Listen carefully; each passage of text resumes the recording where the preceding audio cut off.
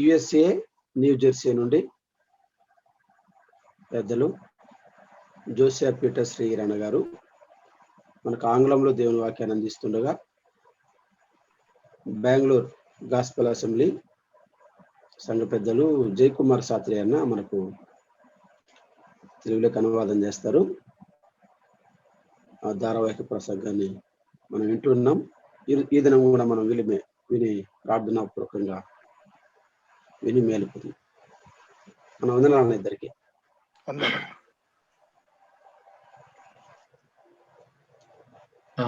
వినపడుతుందా బ్రదర్? వినపడుతుందండి.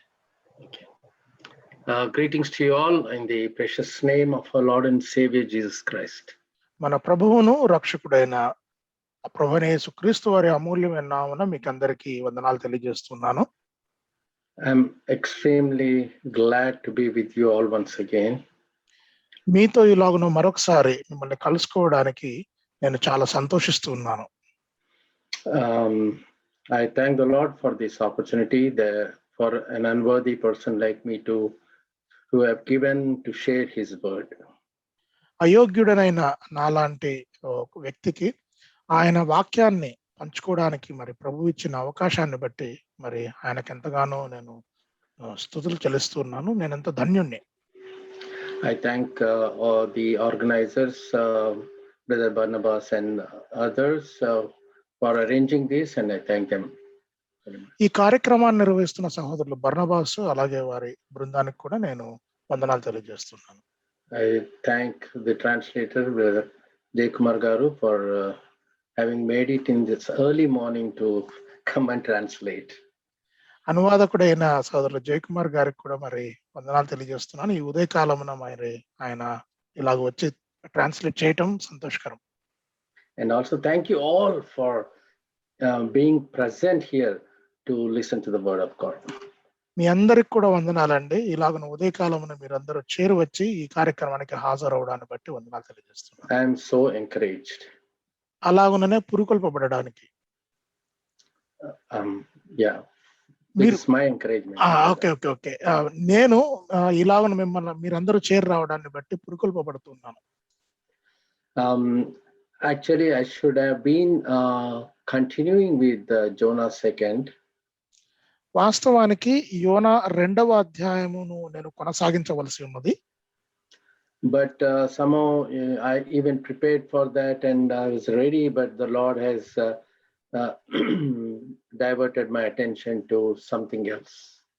నేను దాని కొరకు సిద్ధపడి ఉన్నాను, కానీ ప్రభువు మరి నా గమనాన్ని వేరొక వాక్య భాగానికి తిప్పాడు. And as we all know, the whole world is going through this pandemic. మనందరికీ బాగా తెలుసు, ప్రపంచం మొత్తం కూడా ఈ విపత్తు గుండా ప్రయాణం చేస్తుంది. And especially India right now. ముఖ్యంగా భారతదేశం ప్రస్తుత పరిస్థితుల్లో. And we have heard that so many of our dear ones, including God's servants and children and elders, and so many have gone to be with the Lord. మేము విన్నాము, ఎంతో మంది సేవకులు ప్రభు పిల్లలతో సహా వారందరూ కూడా ప్రభుతో ఉండడానికి వెళ్ళారని, ఈ లోకాన్ని విడిచి వెళ్ళారని వింటూ ఉన్నాం. And we are grieving for all that. వారందరి కొరకు మరి మేము దుఃఖపడుతూ ఉన్నాం. And we are also praying for many of them who are sick and on the hospital beds, and at home we are praying for them. ఎవరైతే ఆసుపత్రులలో అలాగే ఇళ్లలో అనారోగ్యంతో ఉన్నారో వారందరికీ స్వస్థత చేకూరాలని నేను ప్రార్థన చేస్తున్నాను. And not only I, every one of us is praying actually. నేను మాత్రమే కాకుండా మనలో అందరం మనం ప్రార్థన చేస్తున్నాం. And we want that the Lord may have mercy upon each one of us, so that all of them may be recovering. ప్రభువు అందరి మీద కూడా దయ చూపి అందరూ కూడా త్వరగా రికవర్ అవును గాక. And that is our hope and that is our prayer. అది మన నిరీక్షణ, అది మన ప్రార్థన. For today's meditation, I wanted to draw your attention to one verse and only a part of the verse. నేను ఈ ఉదయకాలమున మీ గమనమును ఒక వచనానికి నేను తీసుకెళ్తూ ఉన్నాను. ఒక వచనము లేదా వచనంలో ఉన్న ఒక భాగము. And it is Psalms 30 verse 5. కీర్తనలు 30వ అధ్యాయము 5వ వచనం. Brother, can you read that, brother? Yeah brother, I will read. కీర్తనలు 30వ అధ్యాయము 5వ చరణం అండి. చదువుతున్నాను, గమనించండి. ఆయన కోపము నిమిషమాత్రం ఉండును, ఆయన దయ ఆయుష్కాలమంతయు నిలుచును. సాయంకాలమున ఏడుపు వచ్చి రాత్రి ఉండినను ఉదయమున సంతోషము కలుగును. Most gracious Heavenly Father, we thank you for once again giving this time for us. పరలోకమందున మా తండ్రి, ఈ సమయాన్ని మాకు మరొకసారి అనుగ్రహించినందుకు మీకు వందనాలు. And as we are meditating in thy word, comfort each one of us, strengthen each one of us, and may this bring glory to your name.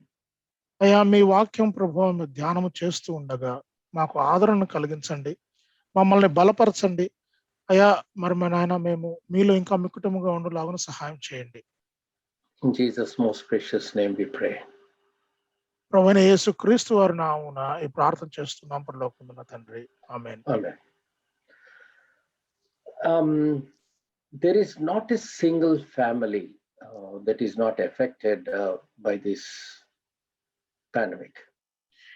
ఈ విపత్తు ద్వారా ప్రభావితము కాని కుటుంబము ఏదీ లేదు. We are 8 siblings. మేము 8 మంది అన్నదమ్ములు లేదా అక్క చెల్లెలము. And out of 8, 6 families are affected. 8లో నుండి 6 కుటుంబాలు ఈ విపత్తు వలన ప్రభావితమయ్యాయి. And yet, by God's grace, all of them have recovered. ప్రభు కృపను బట్టి, దేవుని కృపను బట్టి అందరూ కూడా బయటపడ్డారు, రికవర్ అయ్యారు. And some are in the process. కొంతమంది రికవర్ అవుతూ ఉన్నారు. And we all are having one thought in our minds. మాకందరికి కూడా మా మనసులలో ఒక ఆలోచన ఉందండి. Why should so many believers get affected by this pandemic? ఎందుకు ఎంతో మంది విశ్వాసులు ఈ విపత్తు వలన బాధపడుతూ ఉన్నారు? It is understandable when there is sin in the world and there is sin in the city, the Lord's discipline or punishment would come on that city. ఒక పట్టణంలో మరి పాపము ఉన్నప్పుడు, పాపము చేత ఆ పట్టణం పట్టబడినప్పుడు మరి దేవుని ఉగ్రత ఆ పట్టణం మీద రావడము సహజం. And since the time I came into this country, I know that this country has like some bad morals to some extent. నేను ఈ దేశంలో అడుగు పెట్టినప్పటి నుండి నేను గమనించింది ఏంటంటే, ఈ దేశంలో ఖచ్చితంగా మరి నీతి అనేది కొంచెం తక్కువగా ఉన్నది. తర్వాత చెడు నీతి లేదా మంచి నీతి కానిది ఇక్కడ వాళ్ళు ఫాలో అవుతున్నారు. And there are a lot of good things about this country. ఆ చెడు నీతి మాత్రమే కాదు, ఎన్నో మంచి సంగతులు కూడా ఈ దేశంలో ఉన్నాయి. And there is a lot of sin. ఎంతో పాపం కూడా ఉంది. And very soon, because of this social media, I came to know that even India is not far behind. నేను ఈ సోషల్ మీడియా ద్వారా తెలుసుకున్నది ఏంటంటే, మరి భారతదేశం కూడా మరి ఎంతో దూరంలో లేదండి అమెరికాతో పోల్చుకుంటే. In fact, in some areas they have exceeded. వాస్తవానికి కొన్ని ప్రాంతాలలో అయితే అమెరికాను మించిపోయింది పాపం.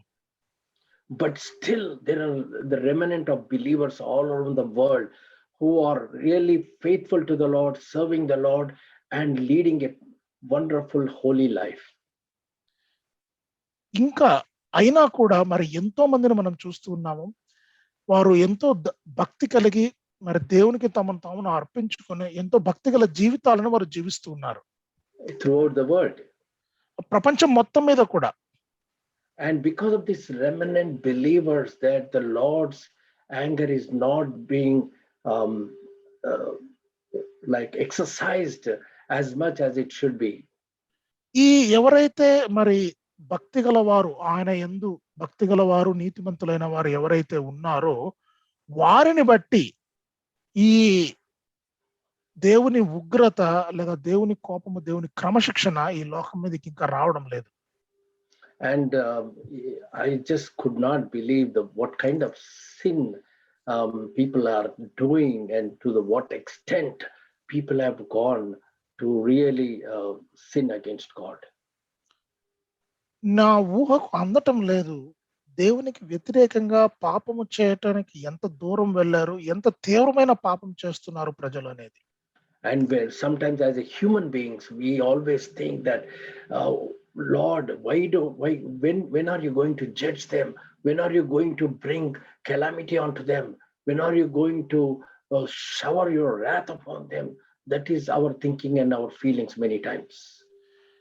అలాగున విపరీతమైన పాపం మనం చూసినప్పుడు ఒక మనిషిగా ప్రభువుని కోరుకుంటా ఉంటాం. ప్రభువా, ఎప్పుడు వీరందరిని నాశనం చేస్తావు, ఎప్పుడు విపత్తును వీరి మీదకి తీసుకొస్తావు, ఎప్పుడు మీ కోపాన్ని వీరి మీద చూపిస్తావు, ఎప్పుడు వీరిని శిక్షిస్తావు అని.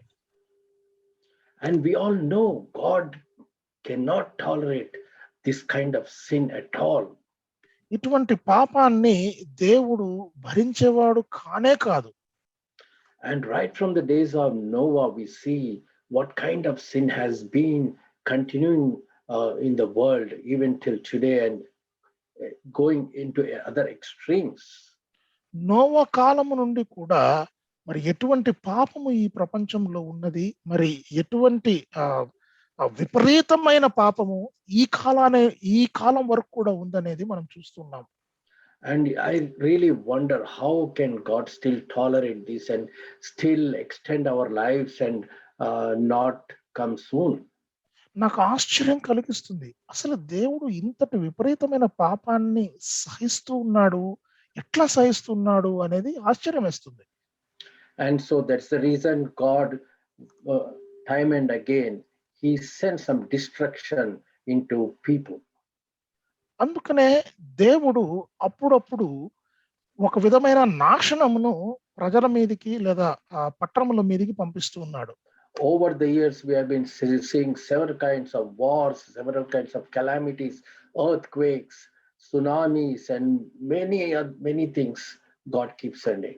ఎన్నో యుద్ధాలు, ఎన్నో విపత్తులు, తుఫానులు, భూకంపాలు ఇట్లాంటివి ఎన్నో చూస్తూ వచ్చాం.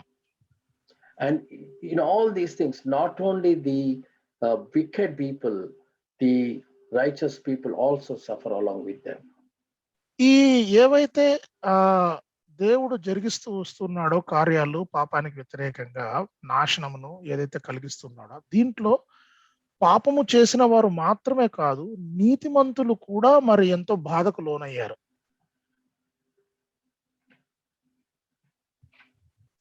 Shall I continue? Yeah, continue, brother. There was a break. Oh. Anyway, so the thing is, we all wondering why this is happening and all that. Why are the righteous getting affected? ఇవన్నీ కూడా ఎందుకు జరుగుతున్నాయి? ఒకవేళ జరిగినా కూడా ఎందుకు నీతిమంతులు దీని ద్వారా ప్రభావితం అవుతున్నారు? So many God's servants have gone to be with the Lord. ఎంతో మంది దేవుని సేవకులు ప్రభు చెంతకు చేరారు. They have been doing wonderful ministry. వారు ఎంతో గొప్ప పరిచర్య చేస్తున్నారు. And yet God called them. అయినా కూడా దేవుడు వారిని పిలుచుకున్నాడు. Is it good or bad? అది మంచిదా చెడ్డదా? I mean, from God's perspective, we have to say, not from our perspective. దేవుని దృష్టి నుండి మనం చూడాలి, మన దృష్టికోణంతో మనం చూడకూడదు. When we see from our point of view, we are missing those dear ones, and we're going to miss a lot. Yet they are gone to be with the Lord for eternal glory, for to be happy with the Lord. మన దృష్టికోణంతో మనం చూసుకున్నప్పుడు వారిని పోగొట్టుకున్నాం అనుకుంటాం, కానీ వారు నిత్యత్వములో దేవునితో, దేవుని మహిమలో దేవునితో ఉండడానికి వెళ్ళారు. And this is not the only thing. This is an extreme case of trouble and trials and temptations that we are going through. But over the years, we have also gone through several other calamities. మనము జీవించిన సంవత్సరాలలో ఎన్నో విపత్తులను చూసాం కానీ ఈ విపత్తు చాలా విపరీతమైనది. ఎంతో సమస్యలకు గురి చేస్తుంది, ఎంతో బాధలకు గురి చేస్తుంది, మరణానికి గురి చేస్తుంది. And this verse that we read really brings some kind of hope that is for us. ఈ వచనం ఏదైతే ఉందో ఆ వచనము మనలో ఒక గొప్ప నిరీక్షణను తీసుకుని వస్తుంది. Weeping may endure for a night, but joy cometh in the morning. సాయంకాలమున ఏడుపు వచ్చి రాత్రి ఉండినను ఉదయమున సంతోషము కలుగును. And we are waiting for that joy that is coming in the morning. ఈ ఉదయమును కలిగే సంతోషం కోసం మనం ఎదురు చూస్తూ ఉన్నాం. And that's the reason in Philippians chapter 4 verses 4 and 6, I'll just read. Rejoice in the Lord always. Again I say rejoice. And verse 6. Go ahead. Philippi 4వ అధ్యాయము 4 నుండి 6 వచనాలు మనం చూసినట్లయితే ఎల్లప్పుడూ ప్రభువునందు 4వ వచనము 6వ వచనము ఎల్లప్పుడూ ప్రభువునందు ఆనందించుడి, మరలా చెప్పుదును ఆనందించుడి, దేనిని గురించి చింతపడకుడి గాని ప్రతి విషయంలోనూ ప్రార్థనా విజ్ఞాపనముల చేత కృతజ్ఞత పూర్వకముగా మీ విన్నపములు దేవునికి తెలియజేయుడి. So God is asking us, the beautiful verse he is providing us, that rejoice always. And again I say, rejoice. దేవుడు కోరుకుంటూ ఉన్నాడు, మరి ఎంతో రమ్యమైన వచనములు మనకిచ్చాడు. ఎల్లప్పుడూ ఆనందించండి, ప్రభువునందు ఆనందించండి. Be anxious for nothing. దేనిని గురించి కూడా చింతపడవద్దు.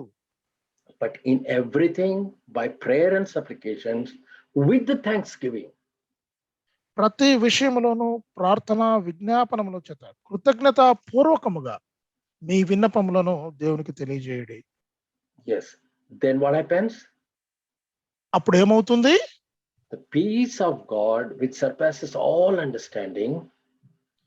అప్పుడు సమస్త జ్ఞానమునకు మించిన దేవుని సమాధానము will guard your hearts and minds through Christ Jesus. యేసుక్రీస్తు వలన మీ హృదయములకును మీ తలంపులకును కావలి ఉండును.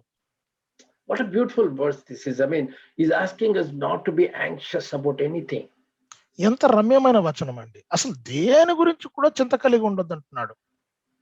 Because he is there for us. ఎందుకంటే ఆయన ఉన్నాడు మన కొరకు. The peace of God which surpasses all understanding. సమస్త జ్ఞానమునకు మించిన దేవుని సమాధానము it will guard our hearts and mind. మన హృదయములకు అలాగే మన తలంపులకు కూడా కావలి ఉంటుంది. What does that mean? దాని అర్థం ఏంటి?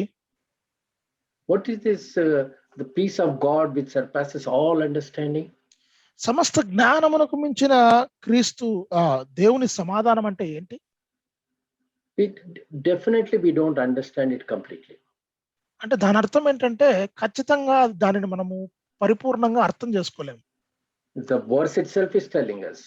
ఆ వచనమే చెప్తుంది కదండి. That is the reason why we worry. అందుకనే మనము చింతపడుతూ ఉంటాము, ఆందోళన చెందుతూ ఉంటాము. To really understand this, we need to know the character of God, the attributes of God. మనము ఇది బాగా అర్థం చేసుకోవాలంటే దేవుణ్ణి మనం బాగా అర్థం చేసుకోవాలి, ఆయన గుణగణాలను ఇంకా బాగా అర్థం చేసుకోవాలి. I would like to share just one slide and then we'll continue. నేను ఒక స్లైడ్ మీతో పంచుకుంటానండి, మనం కొనసాగిపోదాం. Just take a look of some of the attributes of God. These are just a few of them. ఇక్కడ మరి దేవుని యొక్క గుణగణాలు లలో కొన్ని మాత్రము ఇక్కడ మనం చూసుకుందాం. I mean, if you see these, I'm not going to read everything nor go through any of these things right now. నేను ఇవన్నీ కూడా నేను చదవట్లేదు, వాటిని ధ్యానం చేయట్లేదు. When time comes, we'll definitely have to at least read through some of them and at least, explain a little bit of some of them. సమయం వచ్చినప్పుడు ఖచ్చితంగా మరి వీటిల్లో కొన్నైనా కానీ మనము ధ్యానం చేయాలి, వివరించుకోవాలి. And as I have presented this slide, just take a look at that and you'll understand. I don't want to spend much time on this. నేను ఈ స్లైడ్ ను మీకు చూపిస్తున్నాను, దయచేసి ఇదంతా చదవండి, అర్థం చేసుకోవడానికి ప్రయత్నం చేయండి. నేను ఎక్కువ సమయం ఈ స్లైడ్ మీద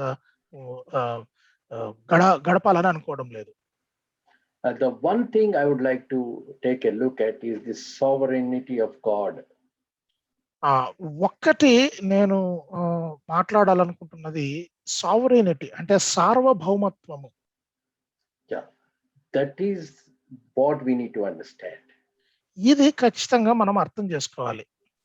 The sovereignty of God is something that he only enjoys, and he is the one who has control over everything. సార్వభౌమత్వము దాని అర్థం ఏంటంటే గనక ప్రతి ఒక్కటి కూడా ఆయన ఆధీనంలో ఉంది. ప్రతి ఒక్క దాని మీద కూడా ఆయన ఆధిపత్యము గాని, అనుభవం గాని, లేదా ఆనందము గాని అంతా కూడా ఆయన ఆధీనంలో ఉంది. And several of these characters, some of them God cannot communicate with. They are not non-communicative, communicable attributes, which means he cannot give those attributes to us. వీటిల్లో కొన్ని గుణగణాలు దేవుడు మరి మనకు ఆ సమాచారాన్ని ఇవ్వలేడు. Brother, I did not understand it. He cannot give those attributes to us. Some of these are communicable attributes, some are not. Communicable is love is communicable. So he gave love to us. Okay. Whatever can be given to us, they are communicable. Whatever he cannot give, they are non-communicable or incommunicable attributes. కొన్ని ఈ గుణగణాలలో కొన్ని దేవుడు మనకు ఇచ్చేవిగా ఉన్నాయి, కొన్ని దేవుడు మనకు ఇవ్వలేనివిగా ఉన్నాయి. Like God is omnipresent. ఒకటి ఆయన సర్వవ్యాపి, అన్ని చోట్ల ఉంటాడు ఆయన. We cannot be. మనము అలా ఉండలేము. Like that there are several which he cannot give to us. అలాగున మనతో పంచుకోలేని గుణగణాలు కొన్ని ఉన్నాయి. There are of course few attributes which he communicated to us as he has given to us, such as love, mercy and various other things. కొన్ని గుణగణాలు ఆయన మనతో పంచుకున్నాడు, మనకు ధారాళంగా ఇచ్చాడు. ప్రేమ, దయ, కృప ఇలాంటివి. But one of the things that he cannot give is the sovereignty. ఒకటి మనకు ఇవ్వలేడు, అది సార్వభౌమత్వం. He is actually control of everything. ఆయన సమస్తము ఆయన ఆధీనంలో ఉన్నాయి. And if we really understand what it is, then we'll never worry. అసలు సార్వభౌమత్వం అంటే ఏంటి అనేది మనం అర్థం చేసుకుంటే ఎన్నటికి కూడా మనం చింతపడం. The moment see what happens, if you put a child on a wall. చిన్న బిడ్డను గోడ మీద కూర్చోబెట్టండి. And make her or him stand. దాని మీద నిలబడేలాగా ప్రయత్నం చేయండి. Then ask the child to jump onto you. తర్వాత మీ మీదకి ఎగిరేటట్లుగా ఎగరాలని ఆ బిడ్డకు చెప్పండి. Will they jump? వాళ్ళు ఎగురుతారా? Yes, ఎగురుతారు. You know why they'll jump onto you? ఎందుకు వారు మీ మీదకి ఎగురుతారు తెలుసా? Because they trust, they know that my father is going to catch hold of me. I will not fall. They'll never bother whether they're going to fall down and get hurt and all that. They'll simply jump into your arms. వారికి తెలుసు మా నాన్నగారు ఖచ్చితంగా నన్ను పట్టుకుంటారు అని. వారు ఆ చిన్న బిడ్డ తన నాన్నను బాగా నమ్ముతాడు ఆ విషయంలో, అందుకు ఎగురుతాడు నాన్న మీదకి. They just fall onto you. అంతే, ఊరికి అసలు పడిపోతారు అంతే. That is the kind of faith.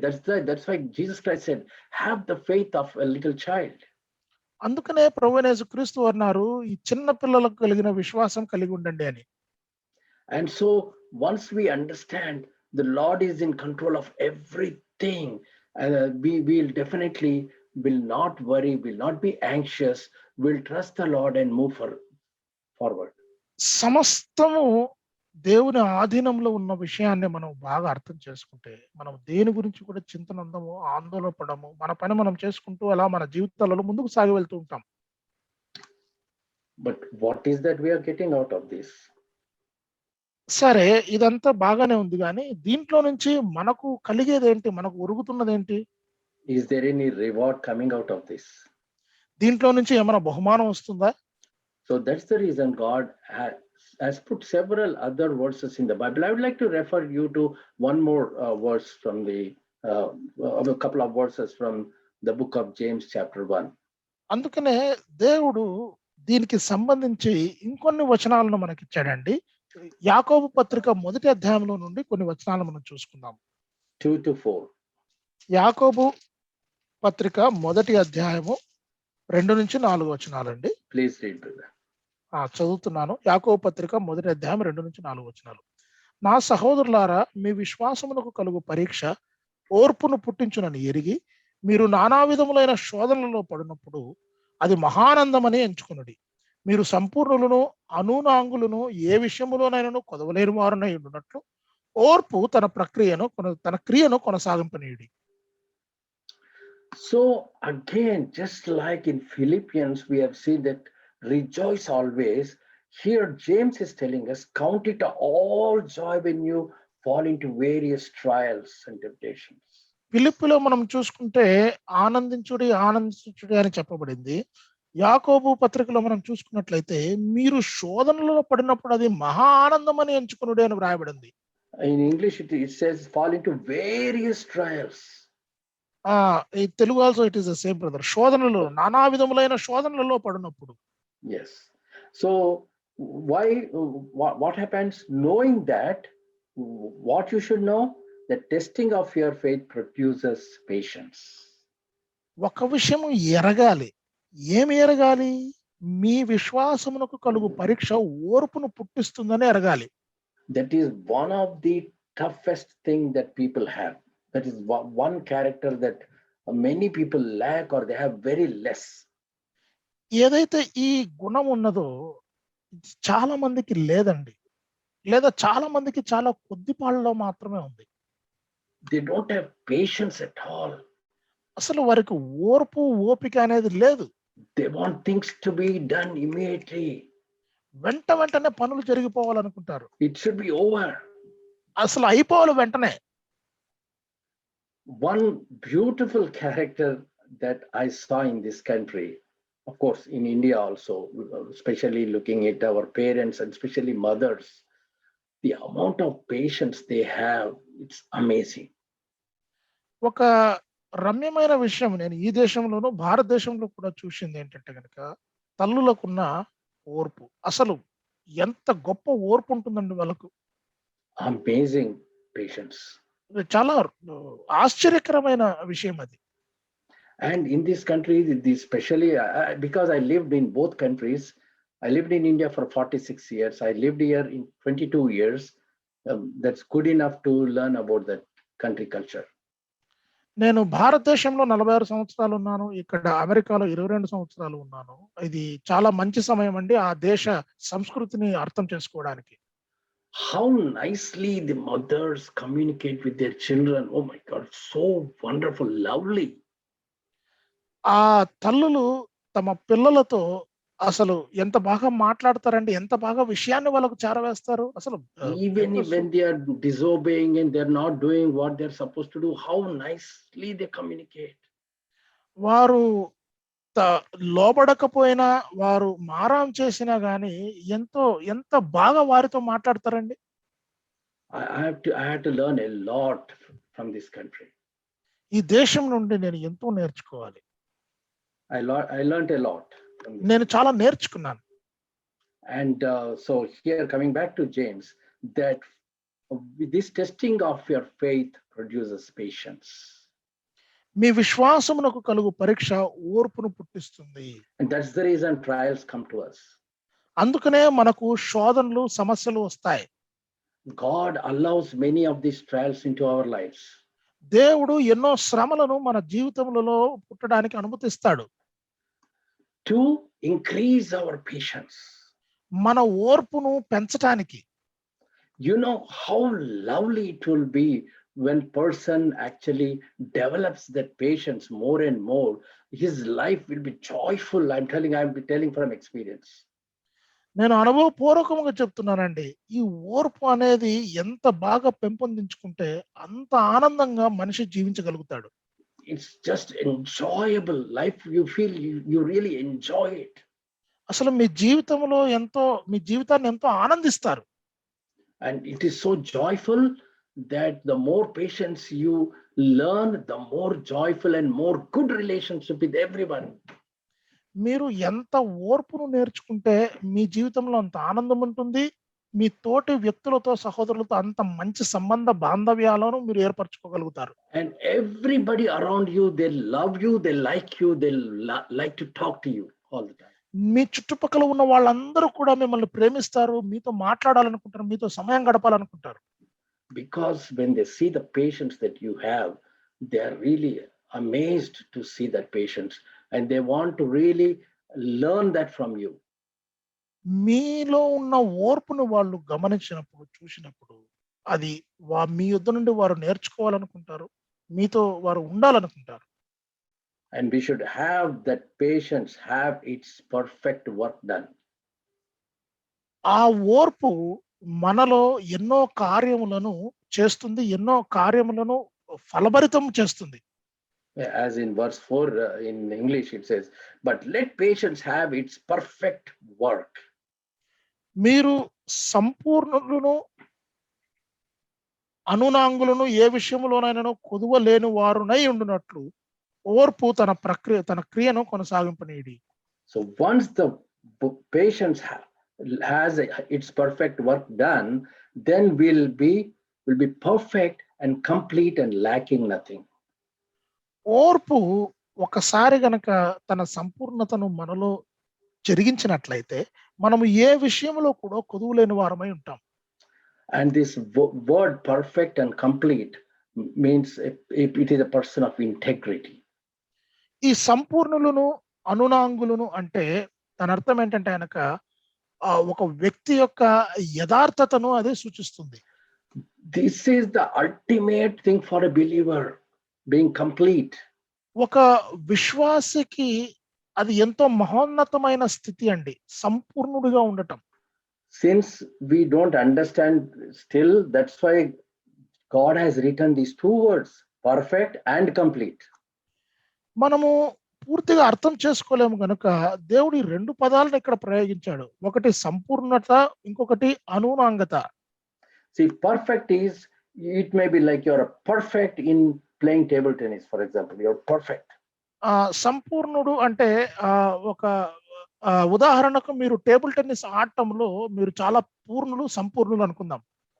But complete means this perfection is in every area. అనునాంగత అంటే గనక ఈ సంపూర్ణత ఏదైతే ఉందో మీ జీవితంలో ఉన్న ప్రతి ఒక్క అంశములో, ప్రతి ఒక్క దీంట్లో కూడా మీరు సంపూర్ణులు అనేది అనునాంగత. And this we need to adapt this. I mean, we need to think these things in terms of spiritual matters, not physical. ఈ విషయము మనము ఆత్మీయ విషయాల దృష్టికోణంలో ఆలోచించాలి. ఈ లోకంలో కానీ లేదా ఈ భౌతిక సంబంధమైన విషయాల దృష్టికోణంలో ఆలోచన చేయకూడదు. And because we don't still understand, God has written one more word, lacking nothing. ఇంకా మనము పరిపూర్ణంగా అర్థం చేసుకోలేము కాబట్టి ఇంకొక పదాన్ని ప్రయోగించాడు దేవుడు, ఏ విషయంలోనైనాను కొదవలేని వారునై. Now tell me, brothers and sisters, if we really trust the Lord, have the patience that God has given us, do you think we will be ever worrying and being anxious? ఇప్పుడు చెప్పండి ప్రియులారా, దేవుని మీద మనము విశ్వాసం ఉంచి దేవుడు మనకు ఏదైతే ఓర్పు ఉండాలని కోరుకుంటున్నాడో ఆ ఓర్పును కలిగి ఉంటే మనం జీవితంలో ఏదైనా చింత కలిగి ఉంటామంటారా? No. లేదు. We'll always count it as joy. We have to count it. మన జీవితంలో ఏది జరిగినా కూడా దాన్ని ఆనందంగానే భావిస్తాం. That is a good word I heard from you, bhavistaman. So we have to count it, that it means like automatically, it is not like joy will be overflowing from you. No, we need to count it as joyful. అదేదో ఆనందము మన లోపల నుంచి పొంగి పొర్లుతా ఉంటుందని కాదు గానీ, ఎన్ని కష్టాలొచ్చినా, ఏ పరిస్థితి వచ్చినా గూడా దాన్ని మనం ఆనందంగానే స్వీకరిస్తాం, భావిస్తాం. Yes. But these two verses that we read, one from Philippians and James, they are really good. ఈ 2 వచన వాక్య భాగాలండి. ఫిలిప్పీ నుండి, అలాగే యాకోబు నుండి. చాలా మంచి వాక్య భాగాలు. But in real life, when we actually face things like a pandemic, is it possible? మన జీవితంలో వాస్తవంగా ఇటువంటి విపత్తును మనము ఎదుర్కొంటూ ఉన్నప్పుడు ఇలాగ ఉండడము సాధ్యమా కాదా? Is it possible? సాధ్యమా కాదా? It's not possible, I think. Majority. చాలా వరకు సాధ్యం కాదని నేను అనుకుంటూ ఉన్నాను. Not that we cannot count it as joy, not that we'll rejoice, we'll do all that. But there has to be one more thing other than this. దీన్ని ఆనందంగా మనము ఈ విషయంలో మనము ఆనందించమని కాదు, లేదా ఈ విషయంలో మనము చింత లేకుండా ఉంటామని కాదు, కానీ వేరే ఒక విషయం ఉందండి. Just I'm referring to John chapter 11 verse 35, the shortest verse in English. Jesus wept. యోహాను సువార్త 11వ అధ్యాయము 35వ వచనంలో యేసు కన్నీళ్లు విడిచెను అని ఉందండి. అది ఇంగ్లీష్ లో అతి చిన్న వచనం అది. Now the point is, what I'm trying to say is, this is the situation where Lazarus died, and it took Jesus to come to that place for some time, and he sees that both Mary and Martha, Lazarus' sisters, were weeping and all that. And when he saw all this that's happening, he himself had so much attachment to this family that he himself wept. ఈ సందర్భము లాజరు మరి మరణించిన సందర్భము. ప్రభువైన యేసుక్రీస్తు వారు ఆ సమయంలో ఆ కుటుంబాన్ని దర్శించాడు. అక్కడ మరియ, మార్త ఏడుస్తూ ఉన్నారు. అక్కడ ఉన్న ఆ పరిస్థితులన్నిటిని బట్టి ప్రభువైన యేసుక్రీస్తు వారు కూడా కన్నీళ్లు విడిచినట్లు మనం చూస్తున్నాం. I mean, Jesus could have said, come on, rejoice, don't worry, you're going to see Lazarus on the resurrection. He should have said that, but he actually wept. ప్రభువైన యేసుక్రీస్తు వారు ఇలాగ చెప్పి ఉండొచ్చు, ఏడవద్దండి, ఆనందించండి, ఇదిగో ఈయన తిరిగి లేస్తాడు, మీరేం బాధపడకండి, ఆనందించండి అని చెప్పి ఉండవచ్చు, కానీ ప్రభు అలా చెప్పలేదు. ఆయన కూడా వారితో కలిసి ఏడ్చాడు. This is the human aspect of it. ఇది మానవ కోణం అండి. It is good to weep. కన్నీళ్లు విరచడం మంచిది. That's the reason even in the psalm we read already, weeping may endure for one night. అందుకనే కీర్తనలు 30వ అధ్యాయంలో మనం చదువుకున్నాం, ఒక రాత్రికి మనం అంటే సాయంకాలం బాధ కలిగి రాత్రంతా ఏడవచ్చును, but in the morning cometh joy. కానీ ఉదయకాలమున మనకి సంతోషం తిరిగి వస్తుంది. And that's the reason in Romans chapter 12 verse 15. అందుకనే రోమా 12:15వ వచనంలో these two are combined.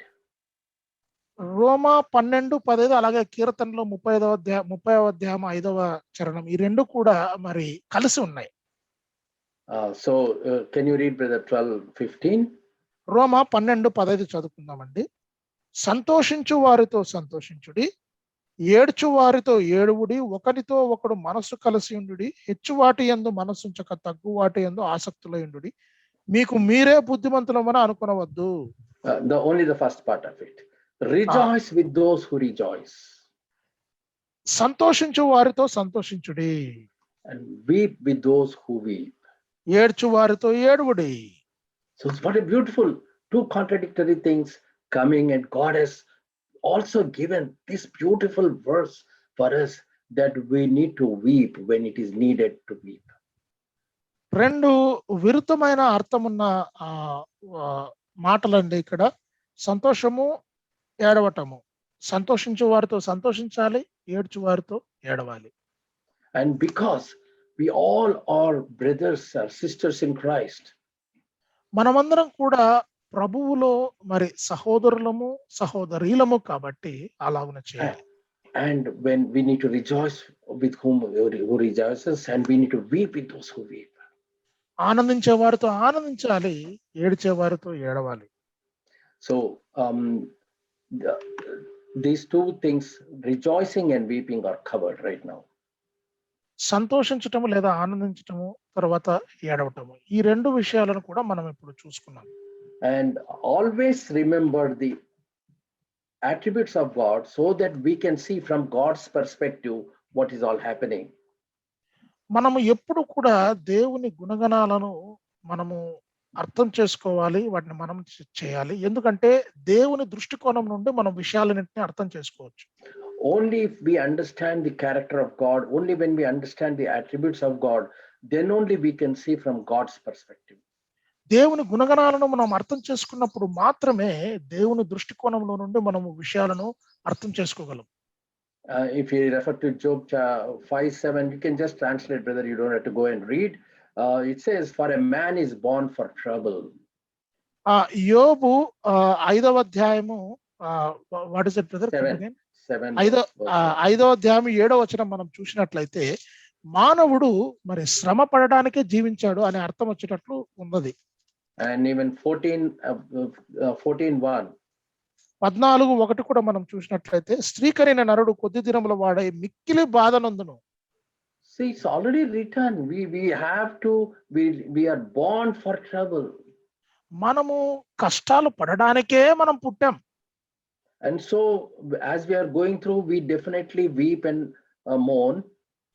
మనము మన జీవితంలో మనం కొనసాగుతూ ఉండగా ఖచ్చితంగా ఏడుస్తాము, ఖచ్చితంగా బాధపడతాం. But we should not be like heathen, the people who have no God. కానీ అన్యజనుల వలె, దేవుడు లేని వాని వలె మన బాధ ఉండదు. God will actually comfort us and guard us and give the peace that beyond understanding. దేవుడు ఇదిగో జ్ఞానమునకు మించిన సమాధానాన్ని మనకి ఇచ్చేవాడుగా ఉన్నాడు, మనకెంతో గొప్ప ఆదరణ ఇచ్చేవాడుగా ఉన్నాడు. Once we trust him and really depend on him and exercise that beautiful character of God of patience, because God himself is long suffering.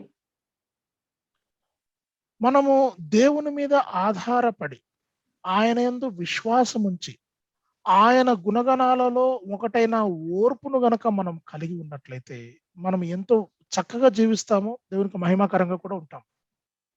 And John chapter 16 verse 33 also. యోహాను సువార్త 16వ అధ్యాయము 33వ వచనం కూడా Jesus very clearly said that in me you may have peace, in the world you will have tribulation. నా యందు మీకు సమాధానము కలుగుతుంది, కానీ లోకములో మీకు శ్రమ కలుగుతుంది అన్నాడు. But be of good cheer. అయినా కానీ ఇదిగో మీరు ధైర్యము తెచ్చుకోండి అని ఉంది. And I have overcome the world. నేను లోకమును జయించి ఉన్నాను. So that is the reason we need to actually, because of the peace that God gives us, and we know that tribulations are there for us, we need to have peace and joy and rejoice in the Lord. మనకు ఈ లోకంలో శ్రమలు కలుగుతాయనే విషయాన్ని మనము రూఢిగా తెలుసుకొని అర్థం చేసుకొని మనము ఈ లోకంలో ప్రశాంతంగా సంతోషంగా జీవించవలసిన వారమే ఉన్నాం. And it is difficult. Definitely we need to weep and cry whenever it is needed, but we don't continue in that forever. మనము ఈ లోకములో దుఃఖము కలిగినప్పుడు ఏడవాలి, కానీ దానిలోనే ఉంటూ కొనసాగకూడదు. You know how much impact you will create in the people around, especially in unbelievers and all that, when you show that patience, the joy, the peace that you exhibit to the world, even in the most difficult situation in your life. మీరు మీ జీవితములలో ఓర్పును, సమాధానమును, ఆనందమును మీ జీవితంలో మీరు ఆచరించి ప్రదర్శించినట్లయితే మీ చుట్టుపక్కల ఉన్న వాళ్ళందరినీ కూడా, మరి ముఖ్యంగా అవిశ్వాసులను బాగా ప్రభావితం చేయగలుగుతారు. And they will understand what is that, why are they so different from us. వారు అర్థం చేసుకుంటారు, ఇదిగో వీరు దేవుని నమ్ముకున్న వాళ్ళందరూ కూడా మనకంటే వేరుగా ఎలాగ ఉండగలుగుతున్నారు అనేది. And we all observe, especially during the time of death of our dear ones. మన brother కమగన్ We all observe this one thing whenever our dear ones are gone to be with the Lord. ఇవి మనము మనకు ఎంతో ప్రియులైన వారు ప్రభు చెంతకు వెళ్ళినప్పుడు ఇవన్నీ కూడా ఇంకా మనం బాగా అర్థం చేసుకోగలుగుతాం. I mean, the way believers behave, the way believers don't like cry like anything. They do cry little bit, but they don't go out of control like the outside world, the heathen. మనకు ప్రియులైన వారు మరణించినప్పుడు మనము ఏడుస్తాం, అంటే విశ్వాసులైన వారు ఏడుస్తారు, కానీ అన్యజనుల వలె మరి ఎంతో గొప్పగా లేకపోతే ఎటువంటి కట్టు లేని ఏడుపు ఉండదు. ఆ తేడా ఖచ్చితంగా మనం చూపిస్తాం. In fact, we all go there and sing songs actually. వాస్తవానికి అసలు మనం అందరం అక్కడికి వెళ్ళి ఆ మృతదేహం వద్దకు వెళ్ళి మనము కీర్తనలు పాడతాం. In fact, we encourage each other. మనం ఒకరినొకరం ప్రోత్సాహపరుచుకుంటాం. Encourage the family members. కుటుంబీకులను ఎంకరేజ్ చేస్తాం. And such a wonderful scene that for the outside world and also to the believers also. అది ఎంతో రమ్యమైన దృశ్యం అండి. అది విశ్వాసులకు మాత్రమే కాదు, అవిశ్వాసులకు కూడా అది ఎంతో రమ్యమైన దృశ్యం. This is one major difference between the believers and non-believers. విశ్వాసులకు అవిశ్వాసులకు ఉన్న తేడా ఇది. And we exhibit such a great calm and peace that they are amazed. మనము నెమ్మదిని అలాగే సమాధానమును మనం ప్రదర్శిస్తాము. దాన్ని చూసి వారు ఎంతో మరి ఆశ్చర్యానికి లోనవుతారు. I am very much comforted to have read a little bit the life of Job.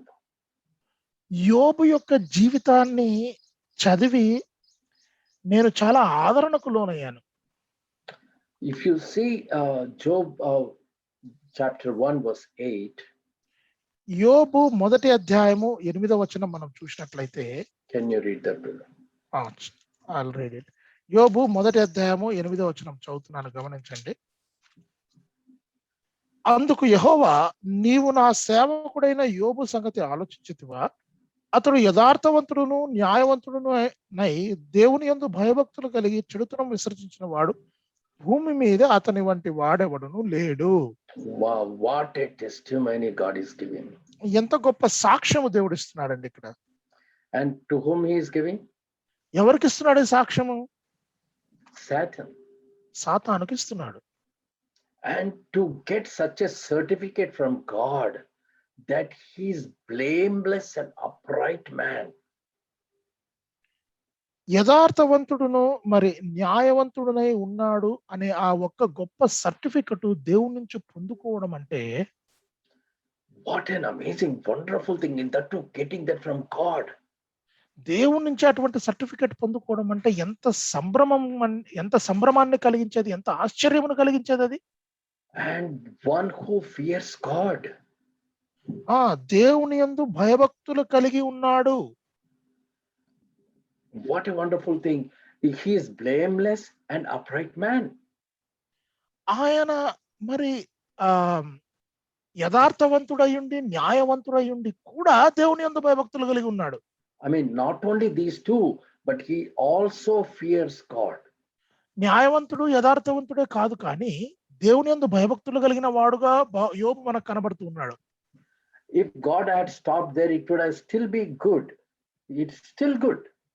దేవుడు న్యాయవంతుడు యథార్థవంతుడు అంటూ అక్కడితో ఆగిపోయి ఉంటే కూడా ఎంతో గొప్పది, అక్కడికే చాలా గొప్పది అది. I mean, even if you add your who fears God. Brother, not only these two, he also fears God, and he did not stop there. దేవుని యందు భయభక్తులు కలిగి ఉన్నాడు అని అన్నాడు, మళ్ళీ అక్కడితో ఆగిపోలేదు ప్రభు దేవుడు. He said he shuns evil. ఆయన చెడుతనమును విసర్జించిన వాడు అని సాక్ష్యం చెప్తున్నాడు. I mean, that is very, very important for us as believers. విశ్వాసులముగా ఇది మనకు చాలా ప్రాముఖ్యమైనది.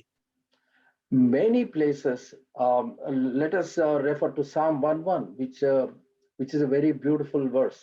మరి కీర్తనలు 1:1 చూసుకుందామండి, అది కూడా ఎంతో మంచి వచనం అది.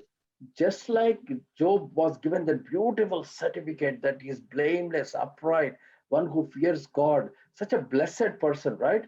So there is another way God expresses what blessedness is.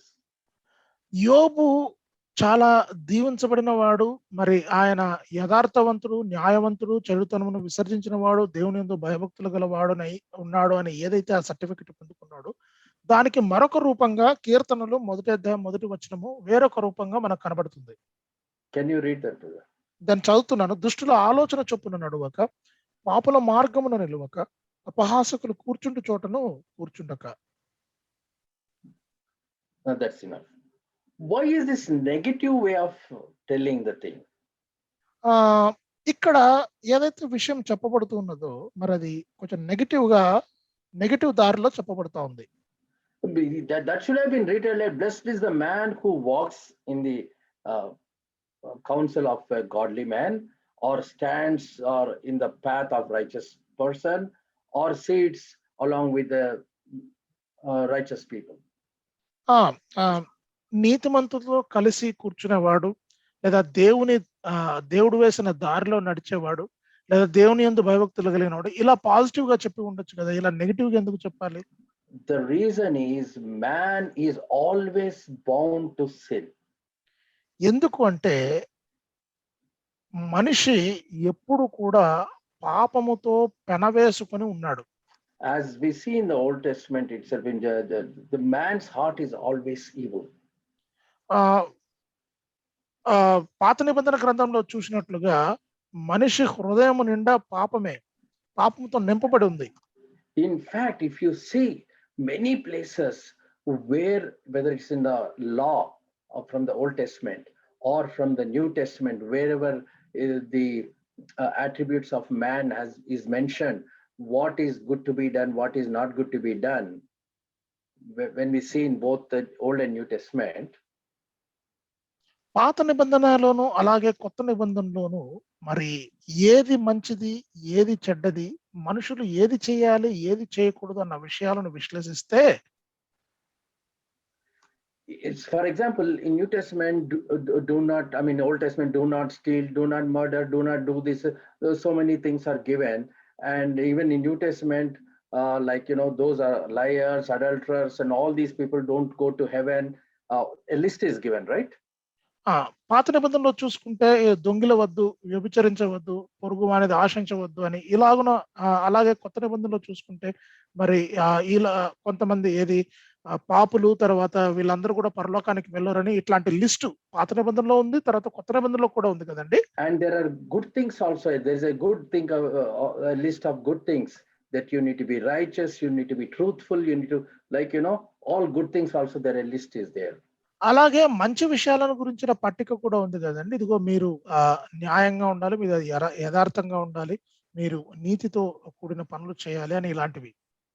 If you see the list, always the negative list is very big, both in Old and New Testament. మీరు గమనించినట్లయితే గనక పాత నిబంధన గ్రంథంలోను కొత్త నిబంధన గ్రంథంలోను ఈ నెగటివ్ లిస్ట్ అనేది బాగా పెద్దగా ఉందండి, పాజిటివ్ లిస్ట్ కంటే కూడా.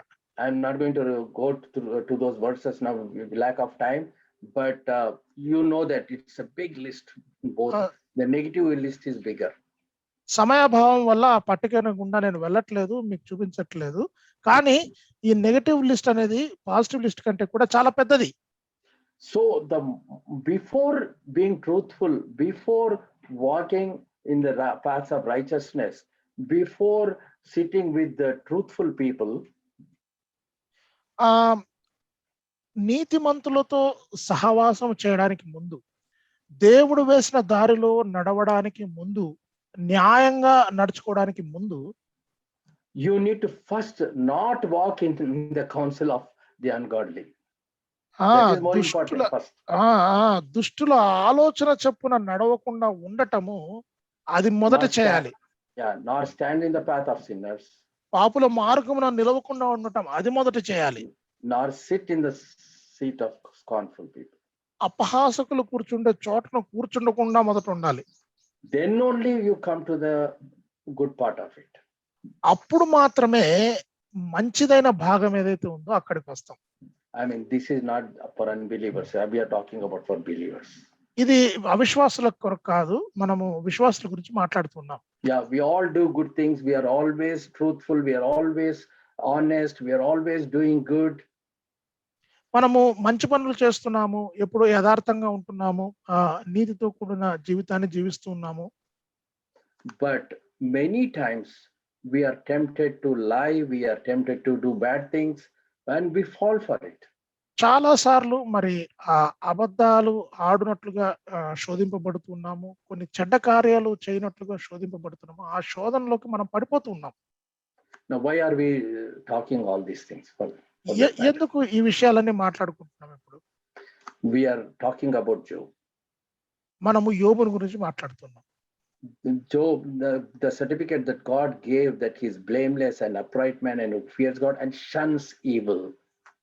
యోబుని గురించి మరి దేవుడు ఇచ్చిన సాక్ష్యం, అతడు యథార్థవంతుడు, న్యాయవంతుడునై ఉండి దేవుని యందు భయభక్తులు కలిగి చెడుతనమును విసర్జించిన వాడు అని. And that gave him the power to handle any situation. ఇది మరి ఆయన జీవితంలో ఎటువంటి పరిస్థితి వచ్చినా ఎదుర్కోవడానికి అవసరమైన శక్తినిచ్చింది. Right in the beginning, God revealed the secret of his life. మొదట్లోనే దేవుడు ఆయన జీవితంలో ఉన్న రహస్యాన్ని మనకు చెప్పాడు. And so what a wonderful way. Naked I came, in verse 21 and 22. Naked I came from mother's womb. Naked I shall return. The Lord gave and the Lord taken away. Blessed be the name of the Lord. 21వ వచనం మనం చదివినట్లయితే, యోబు మొదటి అధ్యాయం 21వ వచనం, నేను నా తల్లి గర్భములో నుండి దిగంబరినై వచ్చితిని, దిగంబరినై అక్కడికి తిరిగి వెళ్ళదును. యెహోవా ఇచ్చెను, యెహోవా తీసుకుని పోయెను, యెహోవా నామమునకు స్తుతి కలుగును గాక. For that matter, when did Job live? Brother, Job lived much before Moses, right? Before the law was given. యోబు మరి మోషే కంటే ముందు జీవించిన వాడు కదండి. I mean, he didn't have any law for him. ఆయనకు ధర్మశాస్త్రం అంటూ ఏది లేదు. I mean, I'm not going to go into details of those things because if you see, he himself offered sacrifices and all that. That means law was not at all there. This is one example. ఆయన బలులను స్వంతంగా అర్పించిన వాడు కాబట్టి ఆ సమయంలో ఆయనకు ధర్మశాస్త్రము తర్వాత దానిలో ఉన్న నీతి గురించి కానీ ఏమీ తెలియదు. But he lived a righteous life based on what he has got from his ancestors Adam and all that, and whatever God has kept in his heart. అయినా కానీ ఆయన ఎంతో యథార్థవంతుడుగా, న్యాయవంతుడుగా తన పితరుల నుండి, ఆదాము నుండి లేదా తర్వాత ఎవరైతే ఉన్నారో పితరుల నుండి ఆయన ఏదైతే నేర్చుకున్నాడో, ఏదైతే తెచ్చుకున్నాడో దానిని బట్టి ఆయన యథార్థవంతంగా, న్యాయవంతుడుగా జీవించాడు. And was he not very rich? యోబు ధనవంతుడు కాదా? He's very rich. ఆయన అసలు ఎంతో గొప్ప ధనవంతుడు అండి. He was like an old person because he already had 10 children, right? 10 మంది పిల్లలు ఆయనకు ఉన్నారు. అంటే అప్పటికే ఆయన వృద్ధుడైపోయాడు. And he has achieved a lot over the years. ఆయన జీవితంలో చాలా సాధించాడండి. And so maybe he was expert in many things. He that's how he has earned so much of wealth. ఆయన చేసే పనులలో ఆయన గొప్ప నిష్ణాతుడై ఉన్నాడు.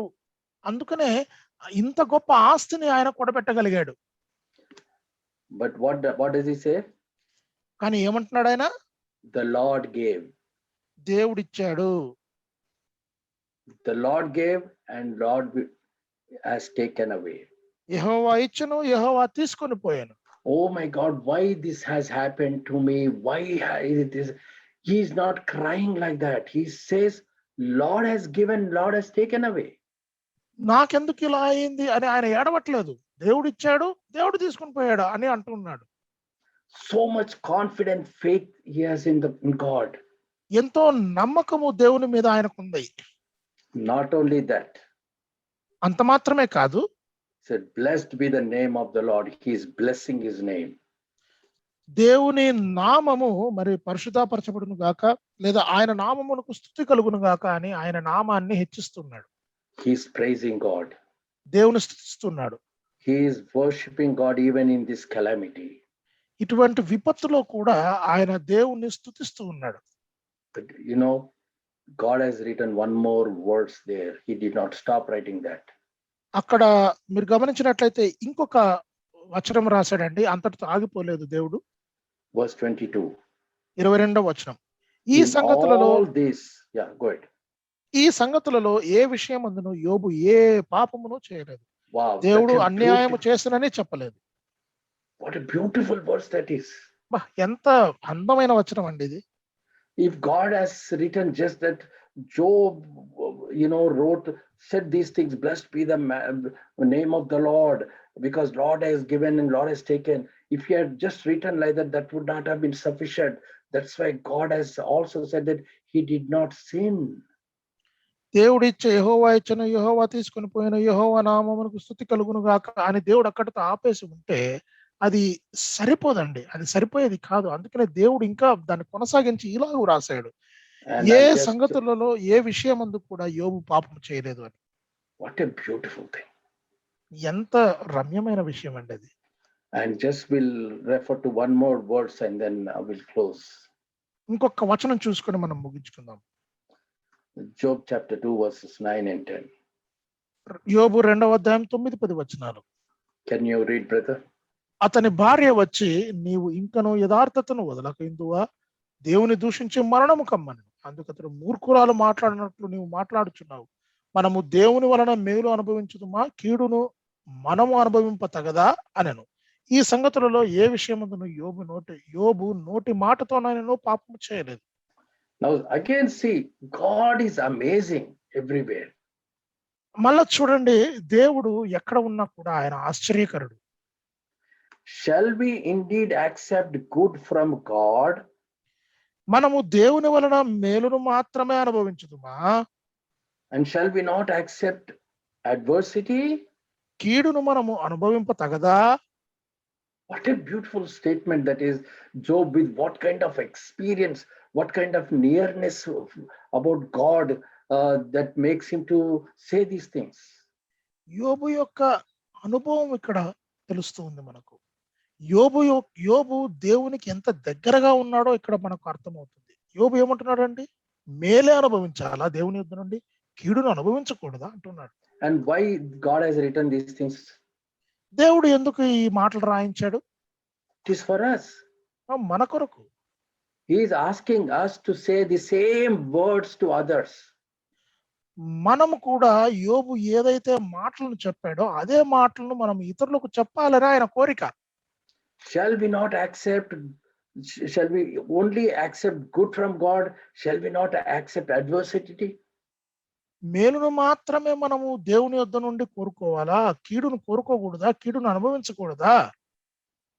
And the point of integrity is, do you still fast and hold fast to you hold fast to your integrity? When this is the question that his wife is asking. అతని భార్య వచ్చి, నీవు ఇంకను యథార్థను వదలక ఎందువా అని ప్రశ్న వేసింది. That word integrity is amazing word. ఆ యథార్థత అనే పదం ఉంది కదండి, అది ఎంతో రమ్యమైన పదం. See, everybody, God is bringing the beauty of Job's character even through his bad wife. తన చెడ్డ భార్య ద్వారా కూడా యోబు యొక్క గుణాన్ని దేవుడు బయటికి తీసుకొస్తున్నాడు. God is telling through his wife that he is a man of integrity. ఆయన భార్య ద్వారా దేవుడు ఇదిగో యోబు యథార్థవంతుడు అనే మాటను చెప్తూ ఉన్నాడు. What a beautiful word that integrity is. ఎంత అందమైన పదం అండి ఆ యథార్థత అనే పదం. And the end of the verse 10 is, in all this Job did not sin with his lips. 10వ వచనము లాస్ట్ లో మనం చూస్తే, ఈ సంగతులలో ఏ విషయమందును యోబు నోటి మాటతోనైనా పాపం చేయలేదు. Dear brothers and sisters, ప్రియ సహోదర సహోదరులారా, I know all you are wonderful people. మీరందరూ కూడా మరి ఎంతో రమ్యమైన వారు. You are so blessed people. మీరందరూ కూడా దీవించబడిన వారు. Rather, we are all blessed. మనమందరం కూడా దీవించబడిన వారు. We have our living God with us. జీవించే దేవుడు, జీవంగా ఉన్న దేవుడు మనతో We ఉన్నాడు. have these living scriptures for us. సజీవమైన లేఖనాలు మనతో ఉన్నాయి. So when we actually read these scriptures, they will be directly talking to us. ఈ సజీవమైన లేఖనాలను మనం చదివినప్పుడు అవి మనతో డైరెక్ట్ గా మాట్లాడతాయి. And so what a privileged people we are. ఎంత ఆధిక్యత గల జనాంగం అండి మనం. We need to praise God for that. మనము దేవుని స్తుతించాలి దాన్ని బట్టి. And with this we should all be comforted. వీటి వలన మనమందరం కూడా ఆదరించబడాలి. We need to strengthen ourselves in the Lord. మనల్ని మనము ప్రభువులో బలపరచుకోవాలి. Just like David strengthened himself in the Lord. దావీదు ప్రభువులో తనను తాను బలపరుచుకున్నట్లు. There are so many verses. I'm stopping here, and I want to give glory to the Lord for encouraging us through these few verses. ఈ వచనాల ద్వారా మరి దేవుడు మనల్ని పురుకొల్పిన దాన్ని బట్టి, ఆదరించిన దాన్ని బట్టి దేవునికి నేను మహిమను చెల్లిస్తున్నాను. So the solution for all this calamity and everything is the following. Brother, The solution to face this kind of calamity or pandemic are the following. ఈ విపత్తును మనము ఎదుర్కోవాలి అంటే గనక ఈలాగున మనము ఇవన్నీ కూడా చేయాలి. Number one, you rejoice with those who rejoice, weep with those who weep. మొదటిది, సంతోషించు వారితో సంతోషించుడి, ఏడ్చు వారితో ఏడుడి.